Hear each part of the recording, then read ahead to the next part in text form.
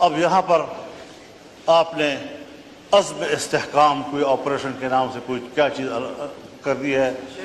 میں نے کہا ہمیں تو 2010 سے مار کھا رہے ہیں انہی آپریشنوں کے ہاتھ سے. دہشت گردی کے خلاف جنگ، دہشت گردی کے خلاف جنگ. کیا دہشت گردی کے خلاف جنگ یہ بین الاقوامی ایجنڈا نہیں ہے؟ اس کے اس پہلو کو ہم کیوں نظر انداز کر رہے ہیں؟ باجوہ صاحب نے مجھے کہا، میرے سامنے بات کی کہ میں نے باڑ لگا دیا ہے. فخر سے کہتا تھا میں نے باڑ لگا دیا ہے. کسی کا باپ بھی نہ افغانستان جا سکتا ہے نہ وہاں سے آ سکتا ہے. کوئی دہشت گرد نہیں آ سکتا. اب موجودہ آرمی چیف فخر سے کہتا ہے میں نے باڑ اکھاڑ کے پھینک دیا. اب پتہ نہیں وہ حب الوطنی ہے یا یہ حب الوطنی، وہ مسئلے کا حل تھا یا یہ مسئلے کا حل ہے. 50,000 سے نہیں بلکہ 25-30 ہزار لوگ یہاں سے افغانستان گئے اور وہاں سے 40-50 ہزار اس وقت آ چکے ہیں. اور ہمارے ہاں، مجھے معاف کیجئے، بہت درد اور دکھ سے کہہ رہا ہوں، ایسا محسوس ہو رہا ہے کہ جیسے اگلے 2-4 مہینوں کے اندر ہمارے ڈیرہ اسماعیل خان، وزیرستان، دوسرا وزیرستان، لکی مروت، کرک، بنو، ان علاقوں میں امارت اسلامیہ قائم ہو جائے اور پاکستان کی نظر نہیں آ رہی. مغرب ہوتی ہی تمام تھانے بند ہو جاتے ہیں اور ان کو حکم دیا گیا ہے کہ آپ نے گشت باہر نہیں جانا. یہ ہے آپ گریٹ. جی ٹھیک. کہاں کھڑے ہیں ہم لوگ؟ تو فکر بندی کی بات ہے حضرت. جی یہ آپریشن میں نے پہلی بھی عرض کی ہے، آج بھی کہتا ہوں، یہ عزم استحکام نہیں، یہ چین کو جواب دے رہے ہیں کہ جس عزم استحکام کی بات کی تھی آپ نے، اب ہم وہ استحکام لانا چاہتے ہیں، لیکن ہر چند کے ہے نہیں ہے. یہ استحکام عزم نہیں ہے، یہ عزم استحکام کی طرف ہم جا رہے ہیں. ہمیں سوچنا پڑے گا. میں کم از کم تضادات کا شکار نہیں ہوں.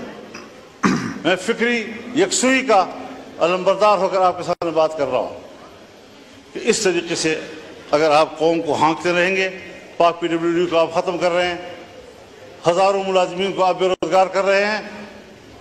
اتنا بڑا محکمہ جو پاکستان سے پہلے کا ہے، ان تمام محکموں کی ماں ہے، آپ نے کس سے مشورہ کیا؟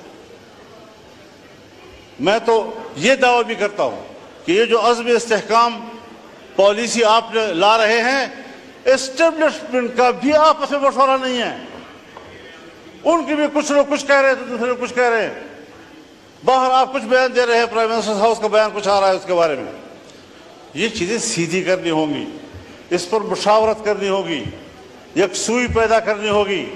بہت ہم پٹ چکے ہیں. ایک زمانہ تھا میرے گھر کے، میرے گاؤں کے قریب سے بھی یہ نہیں گزرے تھے، آج میرے گلی کی دیوار کے ساتھ گزر رہے ہیں اور وہاں کھڑے ہوتے ہیں. ہم کہاں کھڑے ہیں؟ ریاست نے ہمیں کہاں کھڑا کر دیا ہے؟ کیا ہم ایک شہری کی حیثیت سے ریاست پر کوئی حق نہیں رکھتے؟ تو اس ساری صورتحال میں دیکھیں، آپ کی جمہوریت اپنا مقدمہ ہار چکی ہے، پارلیمان اپنا مقدمہ ہار چکے ہیں. جب آپ الیکشن میں دھاند لیا کریں گے، اسٹیبلشمنٹ پر دھاند لیا کریں گی، جعلی پارلیمنٹ وجود میں آئے گی، تو پھر یہی اثر ہوگا کہ عوام آپ پہ اعتماد نہیں کرے گی. جی شکریہ مولانا صاحب، مہربانی مائک کھولے کو بنائیں، جی مشاورت کے عمل کو وسیع کریں. ٹھیک. آپ پر ذمہ داری ہے، آپ کو نہیں لینی چاہیے تھی ذمہ داری. میں نے مشورہ آپ کو دیا تھا کہ یہ پنگا مت لو، لیکن آپ نے پوچھا پنگا کسے کہتے ہیں، تو میں نے کہا وہ پھر لے کر ہی پتہ چلتا ہے اس کو.